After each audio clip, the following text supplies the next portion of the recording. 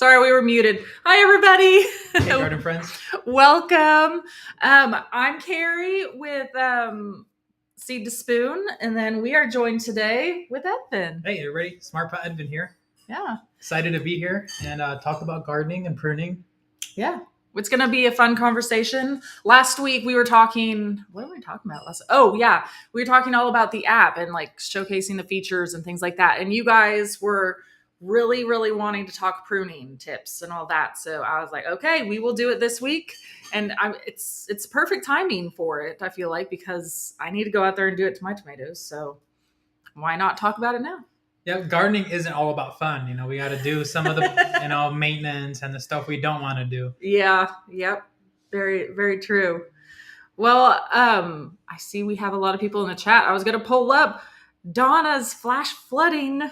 Oh man, I am sorry. I hope you are staying safe. We have had a lot of crazy weather here in Oklahoma the past month. It was like a month ago now, I feel like, right? Yeah, I think we're just now getting off, right after all that rain. I mean, it was humid for a week. Yes. It'd be midnight and it's still 90 degrees. So I think today and yesterday were the first days where it's kind of calming down, which only means that probably it's going to rain. I was going to say it is really hot too, but it was overcast and there was a few sprinkles yesterday, but we're nothing like you though right now. I see everybody. Hi, Karma. Happy that you're here. That's similar grow zone to us. In Southwest Idaho. Yeah, we're in zone 7 ourselves. So, hi, Angela from Washington, D.C. Wow. Nice. We have Deborah from Florida. Hello. Welcome. Well, make sure that you guys are coming into the chat and commenting, because every time you do go in there and comment, you get entered in to win a free 1-year premium Seed to Spoon app subscription, along with Smart Pots. Yep, we'll be getting away a 3-pack of 15-gallon Smart Pots. This is a great size for, starting a whole companion garden inside tomatoes, vegetables. So let you guys choose. So I brought green and Carrie's personal favorite, the purple. So you'll be able to choose between one of these exclusive packs, 3-pack. Super great. So make sure you're commenting. Ask any questions you guys might have, or just say hello. Say what kind of grow zone you're in. What are you growing? We're super interested in that. Carrie and I love to hear what you guys got growing on in the garden. Haha, I like that. What's growing on? Yeah, you gotta have fun with what we're doing. I love it. Awesome. Well, yeah, he definitely needed to bring in the purple ones because those were my favorite. And he was asking what he should bring today. I was like, I think 15 gallons would be really good because that's a perfect size for a tomato too. And we're talking tomatoes today. I was like, do it. Yep. A little tip on those. If you have an indeterminate tomato, we're talking pruning today, so it's kind of perfect. And you're going to figure out, if you don't know what a sucker is, we'll definitely, we'll teach you a little bit more on that here in a little bit. But you have those suckers. What I like to do, I trim those suckers off, and those and on an indeterminate, those are super viable. So what I do is, if I have a pot, extra pot filled with soil, I just stick that sucker inside, water it, and it'll uptake, and you'll have a brand new tomato plant. Literally unlimited tomatoes. So if you are a lucky winner, definitely do that with any type of plants that you can easily uproot like that. So love it. And yes, absolutely. If you have any Smart Pot questions at all, perfect time to ask. Bethany. Oh yeah, we have somebody from Bethany. Hi, one of our neighbors. We could probably throw a stone and hit you in the head in your garden. Okay. But like I said, we're super informal. We're just going to sit here, hang out, and chat about gardening for a little bit. And if you guys have any questions at all related to the topic, we'll pop them up as we go. If you have any unrelated to the topic, please, still pop them up. We might have time during it to go through them. But if not, I will star them and try to come into it after. So yeah. Okay. Well, usually I always forget to talk a little bit about me. Yeah. And who I am. I just always assume that you guys all, because I feel like you guys see me all the time, probably. Hopefully you don't get bored with seeing my face. But so my husband Dale and I are the creators of the Seed to Spoon app. We started gardening back in how many ever times that I have said this, every single time I say the date, I'm always like, was it 2014, 2015? It was 2015. I know that because we're 10 years today. Yeah. So we had nothing in our Oklahoma backyard there. You can see our first couple square 4x4 raised beds that we had there. And then over the course of a few years, you could say like we got obsessed and completely turned our garden into, our yard into gardens. So we completely had to learn everything and along the way, because neither one of us had ever really grown much before.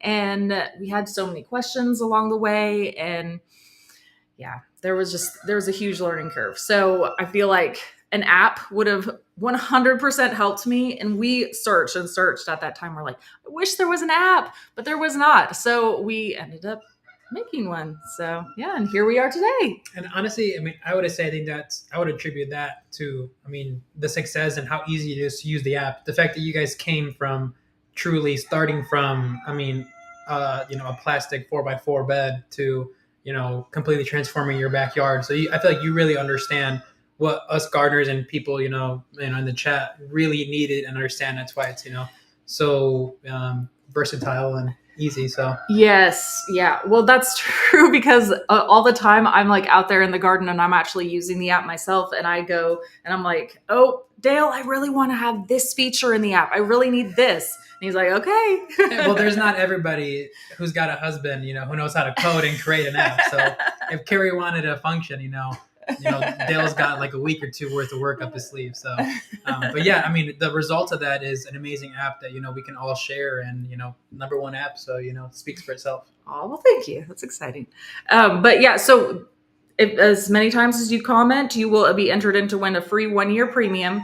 But the free version includes all sorts of amazing things too. It has the dates, the customized dates for your location as to when to plant all these things, companion planting info, recipes. You still have the opportunity to do a visual garden layout, just one with a minimal number of plants. But with premium, you get unlimited gardens and plants, and you get to send pictures up to Growbot. Here, I'll pull it up real quick. So Growbot is right here. Handy dandy Growbot. You can send any questions right there that you want. You can also send pictures to Growbot too with premium, and have them identify pests or plants or something that's wrong with your plant too. But yes, so many things. I could go on and on, but I won't bore you with all of that. But I did see a couple questions really quick here. Let's pull them up real quick before we get started. So Jessica was asking, can I grow fruit trees in smart pots? Yes, you definitely can grow fruit trees. Little fact about smart pots. Started back in 1984 to actually grow trees in the ground for 4 or 5 years at a time. So they're actually meant to withstand, the tap roots of trees. So if you have a fruit tree, I'd recommend anything from like a 20-gallon and above. The more space you're able to give that tree, the better. You're gonna have to water a little bit less. It has more nutrients. But yeah, something like a 20, 25, 30 gallon, super amazing for growing trees. Yeah, I used to actually grow, like, it was perfect for it, for like citrus trees that I would have to bring like in and out. Yep. So I would just, because they have handles on them too. I mean, they're going to be pretty heavy, but they are movable. Yeah. So I would have like lemon and lime trees and stuff and bring them in and out. Yeah, if you're in an area where you're going to have to bring it in, like you have like frost or something, I would definitely recommend setting it on like some type of dolly when you're setting it up. So that way, once it's filled up with soil, you don't have to worry about moving it out. It's already sitting on the dolly, and it makes it super easy. And then you can grow trees that you normally wouldn't in any grow zone. And then once you can take it one step further, like Dale and Carrie, they have grow lights in their garage, so they can literally grow any types of plants year round. So definitely do that. Super cool. And I know there's many growers who already do that, so it definitely works. Okay, another quick question about smart pots. So Jacqueline's smart pots has some moss and algae growing on the side. How can we help with that? So great question. We always get this question, and first thing I'm going to tell you is no, this has no effect to the plant. And a lot of times gardeners will ask us about like the white calcium buildup that they'll get. A lot of this stuff comes from actually from your water. And I've actually done tests to where if I let the water sit out for like maybe an hour or two, let it aerate, it'll actually prevent a lot of that like white stuff from building up on the side. It's minerals that are in our water, still no effect. And on the moss, I personally actually like to see that. It means that you have a nice growing area. Doesn't affect the pots. At the end of the season, if you did want to clean them up, all you got to do is with a pressure washer or a little bit of OxyClean, and they'll get washed off, but no effect to them.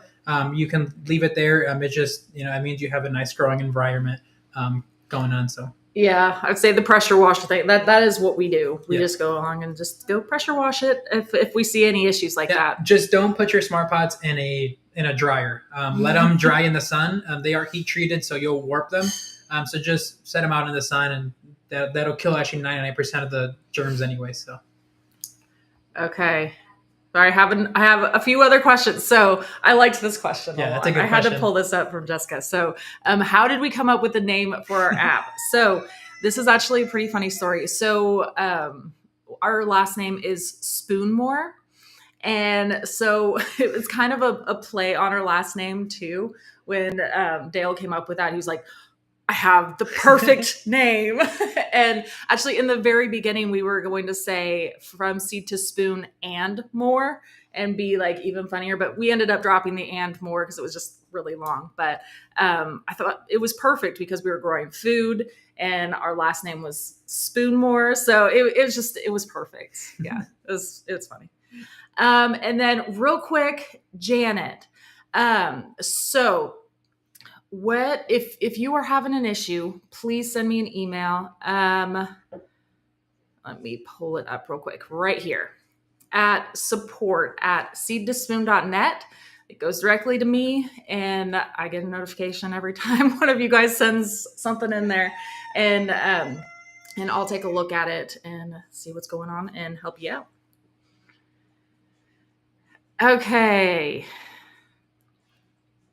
Okay, I'm starting to star some here so we can get started real quick. Okay, there we go.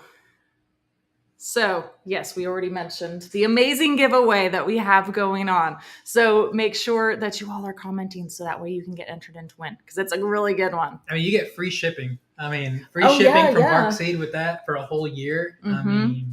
Yeah, because with that yearly premium, free shipping on all orders, which is amazing for me. If you guys are anything like me and always place an order and then remember like the next day, oh, I forgot I was out of this seed.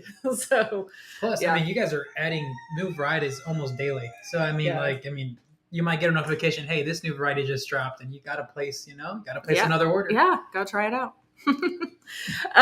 So first of all, I do want to mention before we jump into like the why and how and all of that for tomatoes, that there's no really like right or wrong here. There's a lot of different ways to go about doing this. If you do something somebody's going to be doing something different, and that is perfectly fine. And that's how I always feel about a lot of things too, that I'm like, as long as we are doing something and getting tomatoes, I feel like especially in gardening, there's so many different ways. So many ways you can do things and so many tips and tricks and all of that. So yeah. But anyways, I do want to say that just because you don't do exactly like what we say does not mean that you are not doing good. You are doing great out there. So okay. I think as long as we're watering our plants. Yes. I think that's about it. Yeah. And you know what? There are times I forget and I don't prune any tomatoes. So yeah. It is what if we go back really into it, the tomato is a weed. Yeah. It's going to grow whether we want to or not. So. Yep. But yes, definitely. I like this. Yep. Definitely. There's more than one way to prune a tomato, for sure. Well said. That needs to be a shirt. I like that. That needs to be a shirt. Yes, it does. Oop. Okay. Oh my goodness. I'm having trouble over here clicking. Okay. So first of all, why you might want to consider pruning your tomatoes. So a few different reasons. Nice. Is so you can either get, depending on how you prune it, you can either get bigger tomatoes or more tomatoes too. It helps with different like diseases and things like that, especially with the airflow going through. It helps improve the airflow, decrease risk for diseases and all sorts of things. I mean, and plus it can be just way easier to manage too. Less broken limbs. And because I tell you, I do deal with a lot of broken limbs if I'm not keeping up with pruning on my tomatoes. So that's definitely something to consider as well too. I should have taken a picture. I have a tomato in the greenhouse right now that it's like I've watered it and fertilized it, but I've neglected it when it comes to pruning. And it's to the point to where like I had the plan to like move it outside. I don't even think I get it through the door. And there's like limbs that are like snapping off, and it's just like it's to the Oh point where man. I'm like, yeah, you're a goner. You know, you try to manage it, but like once it gets to a certain point, it just becomes unmanageable. Which I mean, if that's what you're going for, that's great. But you know, you kind of got to keep on top of it if your plan is to prune. Yes. Yeah. I like this too from Jessica. With the weather this year, I'm just glad I have tomatoes. Yes. I feel you there because the weather's been so Yeah. back and forth everywhere, I think, really. Like it's just been, yeah, yeah. Anyways, okay. So let's talk a little bit about the various ways that you can go about pruning your tomatoes. Um, so hopefully you all can see this pretty good where you are. But I also put in some little numbers there to make it easier to know where we're talking about. So I have the 1, 2, and 3 there in that picture. I thought this was a great picture because it clearly shows everything that we're going to talk about today. So that first number 1 right there is the one coming directly out of the ground. That is the main stem right there. And the number 2 is what is called a sucker. So you probably have heard this term a lot. So that right there is a sucker. And then that number 3 is another stem there too, which is a leaf branch. So that right there, you can kind of see it's very easy to tell whenever you have this, because it's like almost like a right angle. And then you have that other little branch coming out right there.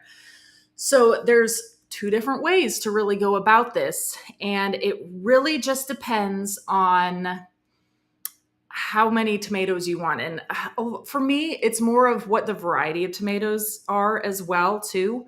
So when I'm dealing with my indeterminate varieties, so these are those vining varieties that go and just take over. So these are the ones that we are going to be mainly talking about today. So these are the ones that you will do the majority of pruning on.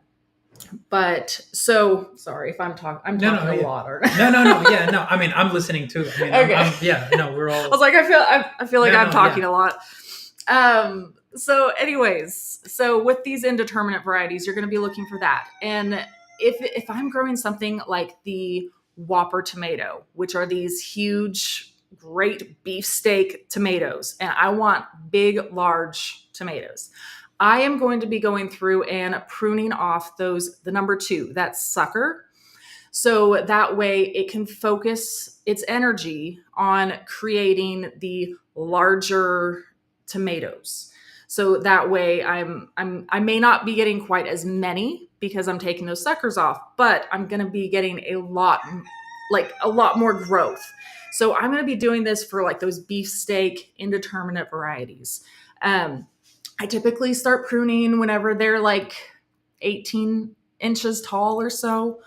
So you want to make sure that they're plenty large enough, but you don't want those suckers to be too large because once those suckers get pretty large, they're difficult to just pinch off.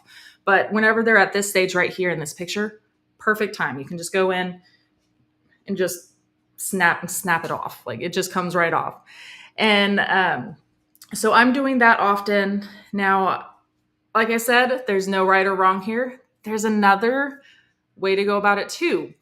So especially if I am growing a cherry tomato and maybe I want a lot more tomatoes and I don't care about the size of them, you can also do that number 3 right there. So if you go in and instead of taking the number 2 off, you take that number 3 off, and it also will create more. So again, it's focusing more energy again on that 1 and 2 branch because you took that 3 off, and it's going to give you more tomatoes.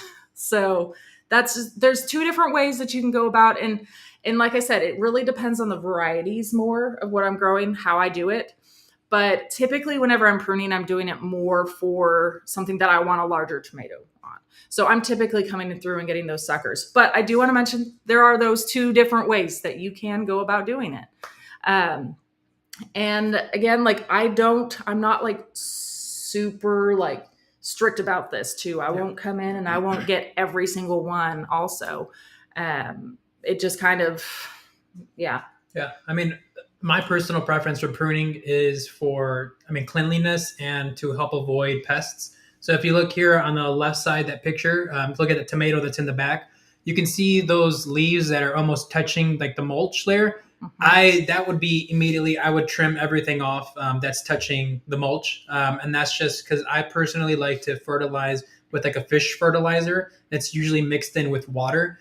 So I try to maintain the splash as much as possible, because I've noticed if I get like that fertilizer, for example, like I've gotten it on like the rose petals of my rose bush, and I noticed that like the petals do not like the fertilizer. It kills the petals. So I try to minimize the splash on top of the plant as much as possible. So my first step on that tomato on the left would be to just remove anything that touches the ground, and then just keep it as cleanly as possible. I saw somebody here mentioned, she does just one main stem. So what that would look like is she would go in and trim off 2 and 3, and then just keep one, that main leader stem. And that's something that I like to do whenever I am caging my tomatoes. If you guys can think about like the large round tomatoes. So most of the time I'll keep one leader stem and just allow for some branches for stability on the sides. And then once the tomato is taller than the tomato cage, then I'll let it take off and branch off, and then manage those. But yeah, I really, like I said, I like to prune mainly for cleanliness and pest control. It allows me to look at the stem, and we have less foliage, less places for pests to hide. That's a good point too. Yeah. I will say, so we did actually used to be very strict on our pruning, and we did the one main stem, but we found that they really struggled because they were getting more like sunburned and things like that. So that's why we started to back down on the strictness of that. And we are doing more we let the 1 and 3 go. So that way we have a little bit of shade almost too. So like I said, there's no right or wrong, honestly. So And a lot of it too is going to be just what works really good for you in your area. Because even like my garden's going to be different than Edvin's garden, which is up in, not here.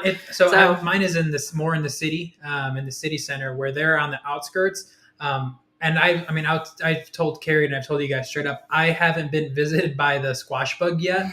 And I know that Carrie has a never-ending battle with them. So the pests that her and I, although we're maybe 15 minutes away from each other, completely different pests and completely different environment. So they're combating different things that I'm combating. So it's just works however, works best for you. Yeah, exactly. And sometimes it really is just like what works good for you, trial and error, try, if you have a couple different tomatoes, maybe try doing different pruning on different ones and just experiment. It's always a fun thing. But I tell you what I do, and we can all share our experiences.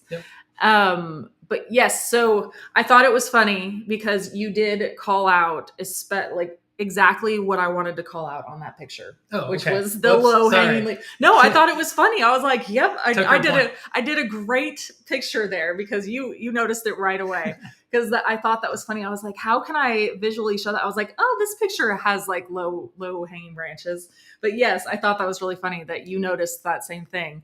And yes, that 100%. If you have any low hanging leaves or branches, anything like that, definitely remove those, because anytime the water splashes up from the soil and it hits up, you are increasing the risk for any diseases, viruses, like so many bad things. So you want to, I always keep like the bottom, I mean, 3-4 inches maybe. Yeah. I mean, you don't have to go in there with a ruler. Yeah. I mean, it's really just an eyeball thing and Yeah. how low they're hanging. Like sometimes if they're going like up and they're Yeah. a little, I'm okay with it. But if they're like going to the side or down, I'm like, oh, nope, you got to go. Yeah. The low hanging stuff that touches, it's almost like a welcome mat for bugs to just step onto your plant.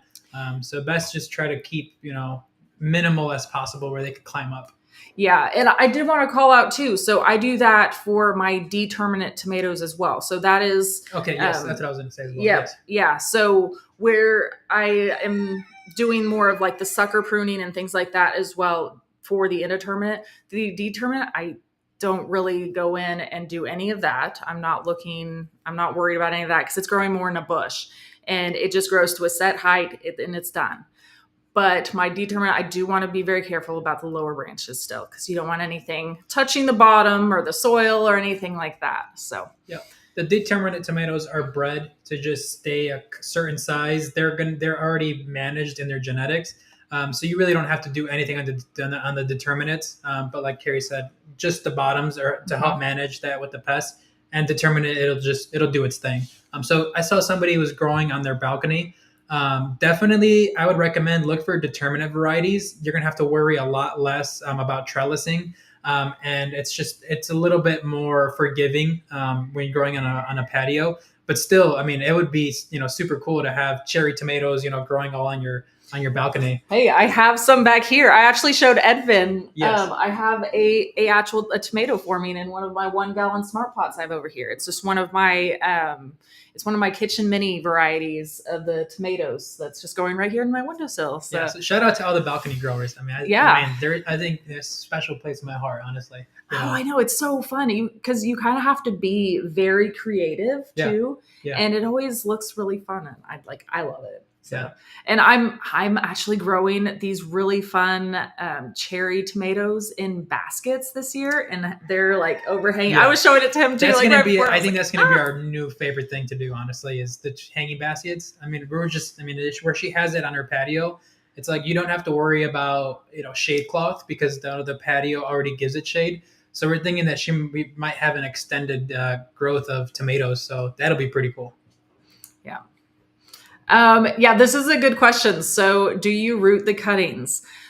Absolutely, you can. So whenever you are taking off those suckers right there on the tomato plant, I actually have one sitting over here in my kitchen that is in a vase because I found it broken outside and I was like, no, I was like, you know what? I'm going to use this as a positive. I can turn this into another tomato plant. Yeah. So I know you mentioned that you just take yours and plant it right there. That's definitely a method you can do. I typically bring them inside and put them into like a cup of water and then let them develop roots. And then I'll go and transplant them out. I mean, if you really want to succeed, I haven't tried it yet, but like rooting powder. Yes. I've heard people, if you do a little bit of rooting powder into like a nice soil, I mean, you'll have unlimited plants. Yeah. So like that take root. I've talked about it before whenever I'm propagating herbs because I always use it for that too. But yeah, it's called take root. You can find it online anywhere, probably in your local gardening stores too. But that's definitely something to look into too. It's super helpful. So Donna wants to know if her tomato plants are 5 feet. Is it too late to prune? Nope. You can hop in there and look at it. I mean, your suckers may not come off super easy and you do have to be careful not to like stun them and shock them, but you can absolutely go out there and take a look and see what you can do to help clean them up and decrease risk for diseases or anything like that. If you haven't pruned at all and you do go out there and do some type of maintenance, you might see that you might have a little explosion of blossoms and more fruit just because you're channeling the energy in a different way. Yeah. Okay. Angela says, what does it mean when there are tiny white spots on my cherry tomato leaves? Should we do an example of like, let's ask Robot? Yes. What that would look like? Let's do it. So if you had premium, I would 100% tell you to send a picture into Growbot, but I'm telling you, it probably is gonna say blight, unfortunately. But let's see. I have tiny white spots on my tomato leaves. What's going on? Okay, could be different things. So it suggests maybe powdery mildew. Okay. So powdery mildew could be where if you are maybe watering later at night and the water is sitting on the plants, or again, if you don't have a lot of ventilation going through, if you haven't been pruning it down, so there's not a lot of airflow, so it can't dry out properly, that could be another cause. If it's this, it's hard to tell without looking at a picture. Yeah. But if it is this, you could easily solve that by, well, first of all, just getting some air circulation. But also there's a mixture you can make in a spray bottle that is just it's a milk and water mixture, and you can just spray it on the leaves. I've done it before many times. It works amazing. Super fast, easy. It also suggests leaf miter damage, so like maybe some insects and things like that. Yeah. So again, I would suggest checking in with Growbot, sending a picture if you're on premium, or maybe if you win this week too. Definitely do that. One other thing I was thinking of while I was talking right there was if you are not using your hands and you're going through and using like pruners or anything like that, make sure that your pruners are clean. Yeah. Because just like I said there, like you could be spreading diseases and things like that without knowing. So definitely, if you do use pruners and you're going through and trimming back your tomatoes, make sure you're washing them in between, because you don't want to be spreading anything between your plants.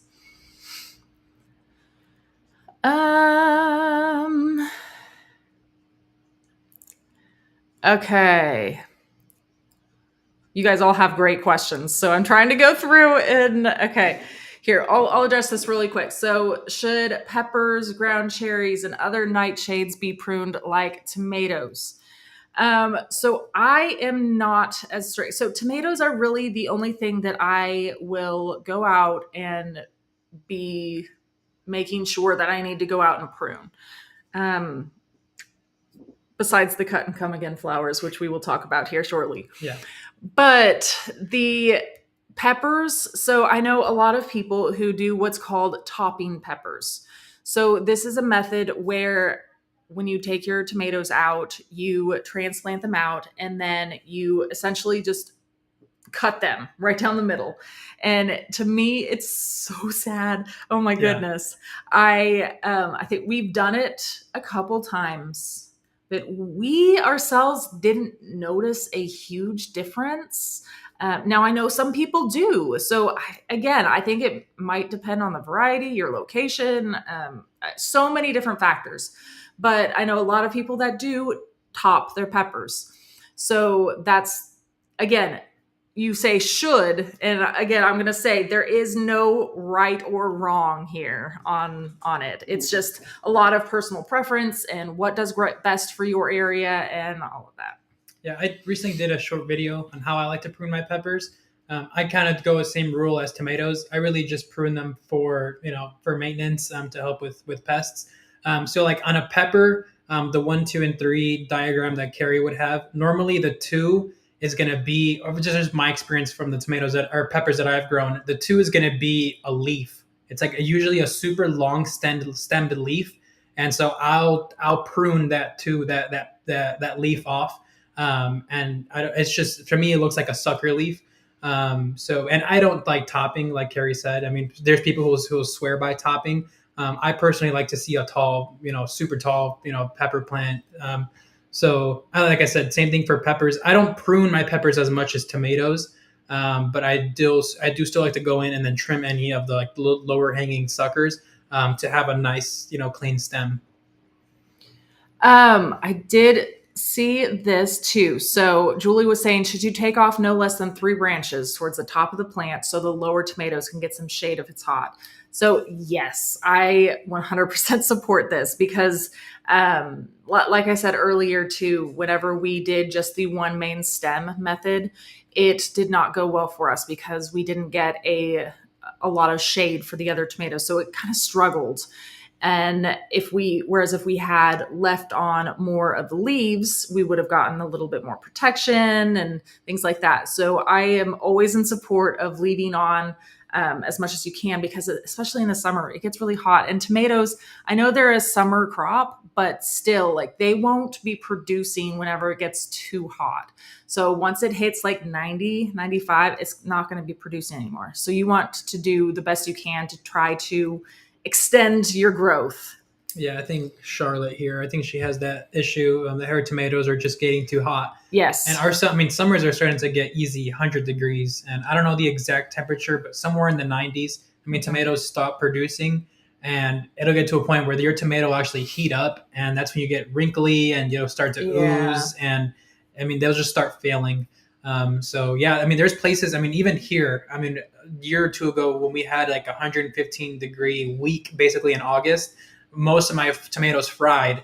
But the ones that did survive, they actually had almost a second harvest towards the fall, just because we got those cooler weathers, cooler temperatures. So tomatoes might end up being like a fall, I definitely feel you too. Yeah. Fall, early summer harvest because it's just getting too hot. You almost need a shade cloth, for them to fully survive. Yeah, Charlotte, I definitely feel you because there was one year we were adding shade cloths to our tomatoes, which seems so funny because I was like, this is a full sun and it likes the heat, but not the Oklahoma heat that we have and like your Florida heat that you get. Yes. But yeah, they could definitely benefit from a little bit of afternoon shade. I like growing mine actually on like, the arch trellises too. So they kind of get a little bit of shade themselves, just like how they're growing too. But yeah. I always tell people if you have trees in your yard, if your house makes a shade during a certain amount of time, try to use that to your advantage, and kind of just sit out there, one weekend, early throughout the day and just, kind of map out where the shade is. As long as you get, 4 couple hours of shade, I mean, your tomatoes would just do so much better. Yeah, absolutely. So yeah, a lot of my tomatoes are like this picture right here are in smart pots. Especially like the 15 to 20 gallon smart pots. I love that size for the tomatoes. They're just perfect. And so Edvin actually helped me hook up some irrigation system for some of our raised beds. But besides that, I do a lot of hand watering and overhead watering. So I do a little bit of everything. Yeah. The most important thing is to just get water to your plants. There's nothing wrong with overhead watering. I mean, I recently learned that, the growers in Arizona who grow, lettuce on a commercial scale in Arizona, they overhead, and it's to bring the temperature down of the plants. It just gets so hot without it. So the most important thing is to get water there. I'm always a big supporter of drip irrigation because once you have it set up, I mean, it's there, and you can set up, different timers, and it just makes gardening a little bit more manageable. It's just, one thing less you have to worry about. Okay, so we had a question here. So, can I repot tomatoes after they've grown out? So, it really depends on the size of your tomatoes and how they are. Yeah, I'd say like how big they actually got. But I don't know how big. I had some that were probably like a good decent size that I was like, oh, I want to move those, and I did. I dug a big hole around where it was, and I moved it. I mean, you definitely can try, but yeah, it doesn't mean that it'll work perfect, but you could always give it a try. So indeterminate tomatoes are definitely going to be a little trickier, especially if they're like really tall. But try to get as many roots as you can. Oh, good question. I like the idea of rooting these suckers, but how late can one plant a tomato in 6B. I'd have to look in the seed to spoon out. Here, we can actually, let me show you where you would find it. So here under, oh my goodness, if I can even spell tomato. Okay. Thank goodness for spell check. I know, right? So right here, technically these are the last dates right here. So the fall planting dates, these are the last dates here in Oklahoma, for me at least, that I would be wanting to plant out a tomato where I could still be getting somewhat of a harvest before frost. So go into the app, the Seed to Spoon app, and go to tomatoes and look at those dates for where you are, and that'll help you out right there. My thought is, hey, it's a free tomato, just plant it. I know, right? If you have space, give it a try. Yeah. Absolutely. Okay. I am way behind on I like this. I'm trying to contain my excitement to talk about zinnias. I know, I have zinnias and I have some sitting right next to me. She's just waiting for us to stop talking about tomatoes. Okay, let's see. I'm skimming through trying to catch up on our you want to go help out with hooking up some irrigation out in Rhode Island? That would be a crazy series, going to everybody's gardening and doing drip irrigation. No, yes. Oh, that's great. Okay. So, one thing I did want to touch on before we get to zinnias, before we get to them, basil. So I wanted to just touch on this really quick because this is a really amazing companion plant to my tomatoes. It's always next to my tomatoes. And this is one thing that I am always out there pruning. Like pretty much every time I'm out in the garden, I am pruning back my basil. So this is one thing I wanted to touch on really quick too, is because these will start to do what's called going to seed. So you can see at the very top of this picture right here, those little flowers that are coming out. So whenever you see these, it's trying to go to seed, essentially. So it's trying to say that it's done for the season. But especially at this time of year, I want to make sure that I'm getting more growth.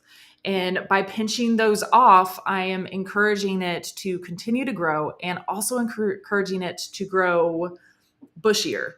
So this applies to a lot of different, you'll see a lot of plants like basil too that look very similar that you can do this with as well.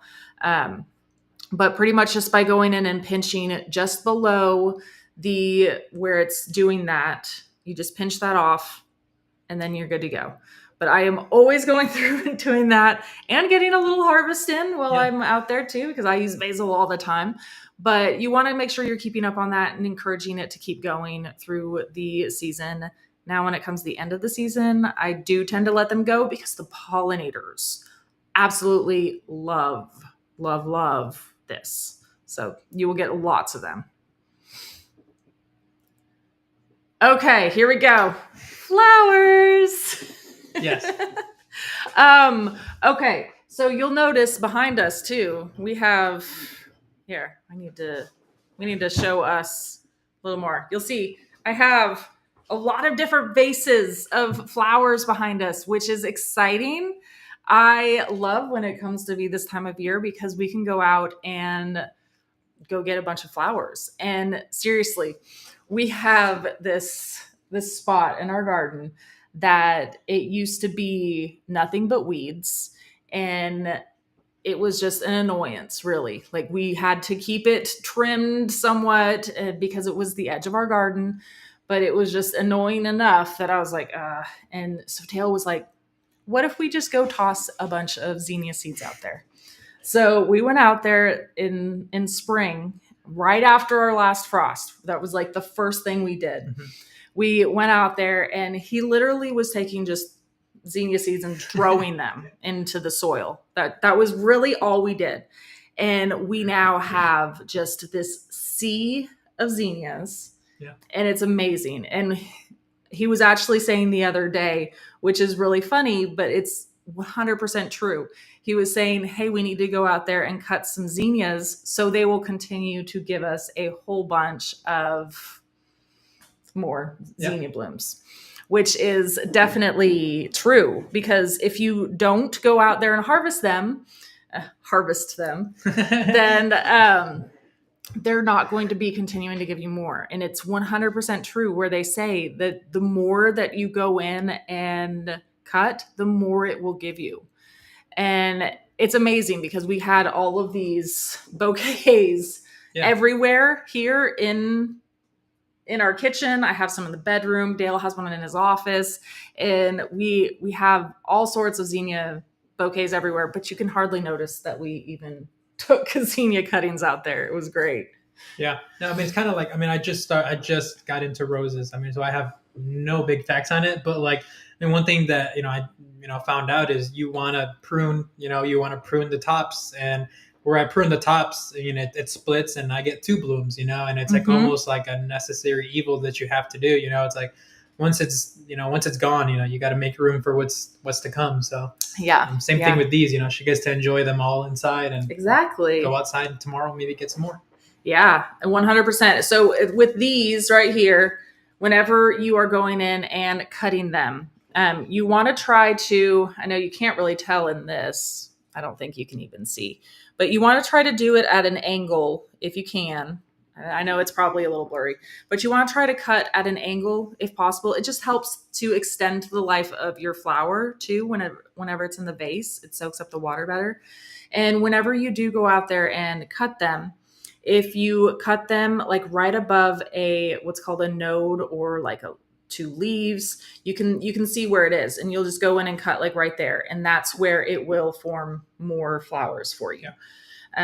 Again, but zinnias are one of the easiest flowers that you can do, really. Like, they're just, like I said, throw the seeds out and there you go. Yeah. Also, sunflowers are another huge thing that we are cutting a lot of. I know I only have one sunflower out there right now. Well, I have a whole bunch of plants of sunflowers who are about to bloom, but I have one bloom of a sunflower out there. Giant ones out there. Yes. I mean, like giant, massive, like Jurassic World movie set type sunflowers. Yeah, they are like just way overshadowing me, and I'm like, how's that sunflower doing? But yeah, so it's in sunflowers. A different row zone. The sunflowers are really fun too, and they're exactly the same way. So you can cut sunflowers. They do amazing indoors. Snapdragons, cosmos, all of those are really great cut and come again flowers. So I highly recommend, and these are all very easy, simple ones too, where you can literally just go out there and be tossing seeds and stuff. Like, it's very easy to grow. And these are ones that have like fairly decent, like sturdy stems. Like, you can see, like, I'm just like holding it down here and it's not tipping over at all. Like, these stems are very sturdy. Yeah. So I absolutely love them. They're amazing. Somebody asked what variety of your zinnias. Oh, you know what? I don't know on this one. So that's the problem with this area, that that Dale threw a bunch of zinnia seeds, was because it was a bunch of different varieties. Because we literally just took a whole bunch of like old zinnia seeds that we had laying around and all that, and we really did. We tossed a lot of seeds. So I'm sorry, I don't know the exact variety of this one right here, but there's a lot of great varieties out there that you can find. But I'm growing like Parks Picks zinnias and Cinderella zinnias and Magellan zinnias. Actually, those are the ones on my front porch. Ooh. Yeah, those are really pretty. And actually, I would say this actually kind of looks like the Magellan, except it's not this tall.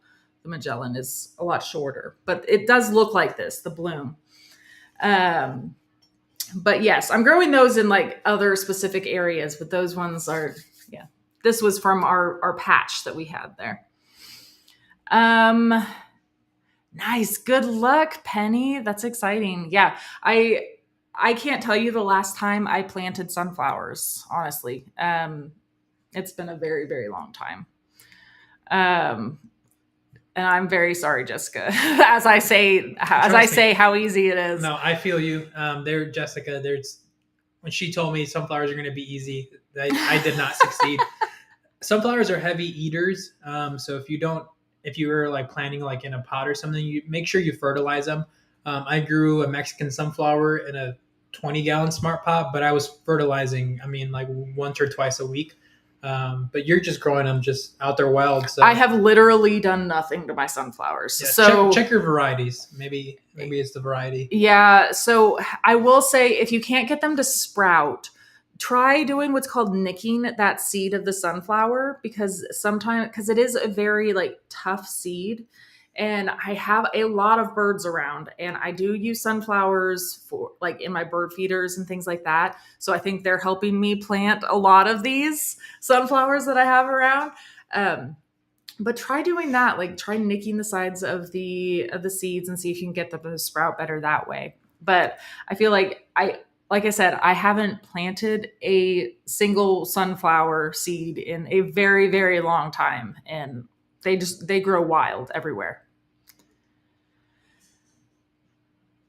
So Jessica is asking, are zinnias edible, leaves or flowers? You know what? I want to say that they are, but we need to check. I actually do have it under zinnias too. I was going to say I can ask Growbot, but I do know that it says under here too. Let's go down here to the bottom. Maybe I went too far. I'll go down to harvesting. Not typically consumed as food. Okay. So it is edible, but not typically eaten. Often described as subtle and peppery. So, yeah, technically it sounds like you can. I have never tried it myself. So if you do, let me know.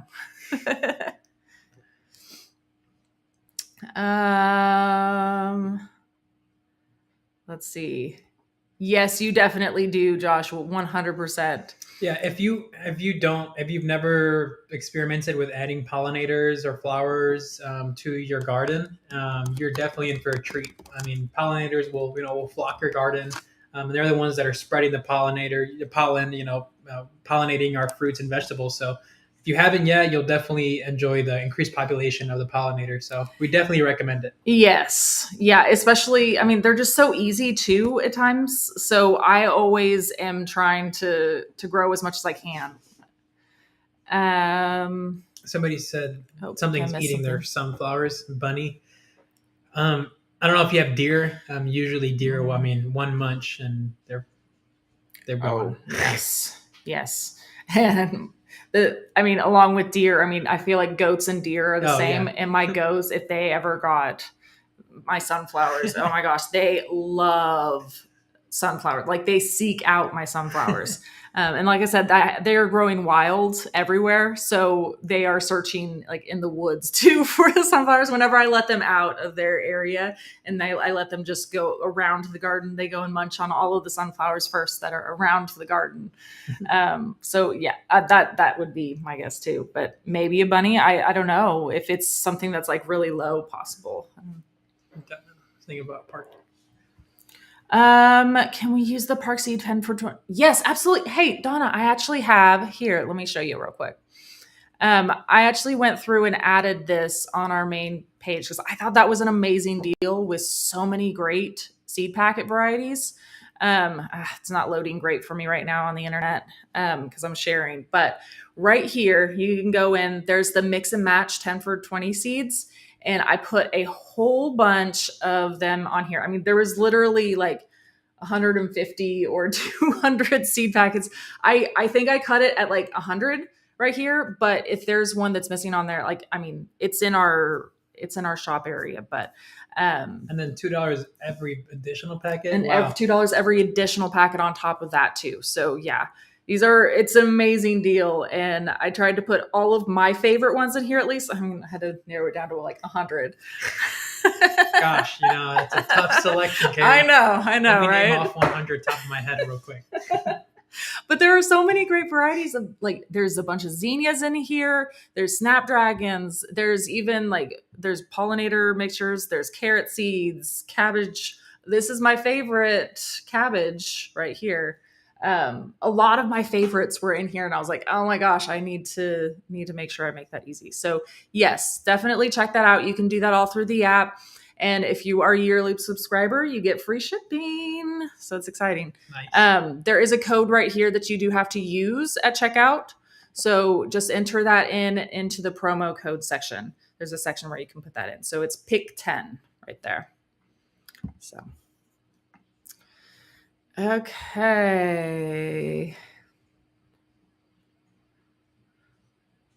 Let's see.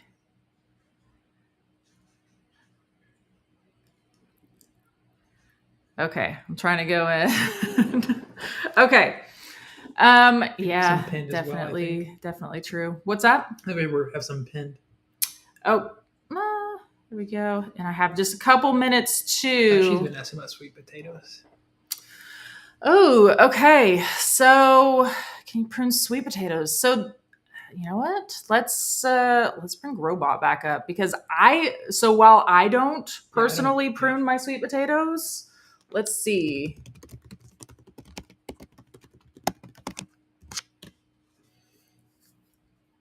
So Robot says it's generally not necessary, but if they are becoming too unruly or going in a place where you don't want them to, you could try to trim them back. But be careful not to leave too many leaves, it says.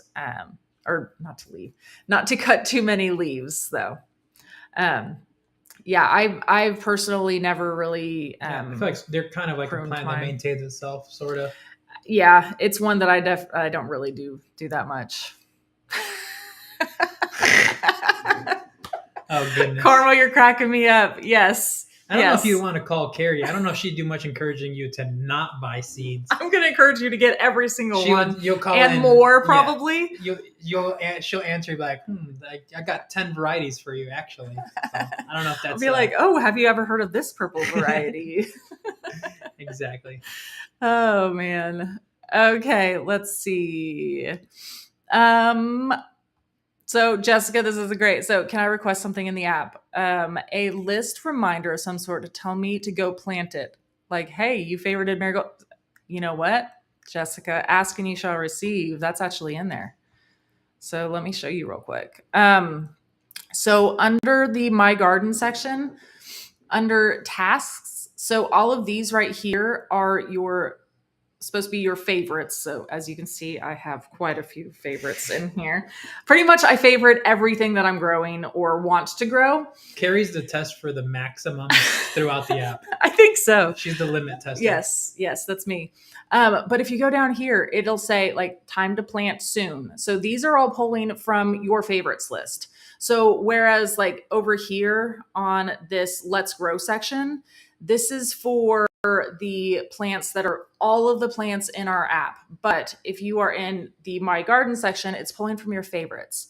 So these are ones that you can start to be planting soon.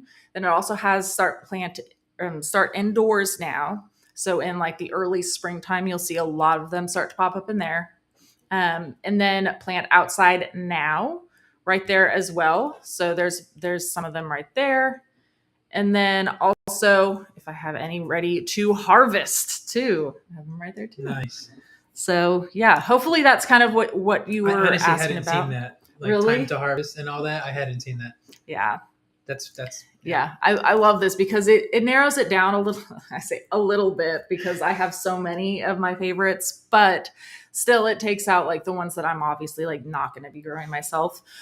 So I can just come in here and look at all the ones that I am definitely going to be growing or want to grow. And it helps key me in on that too. And also if you are signed up for the notifications too in the app, it will send you an automated text an automated reminder notification on Sundays at, I don't even know, I think it's around lunchtime or so, that says what all you can be planting. So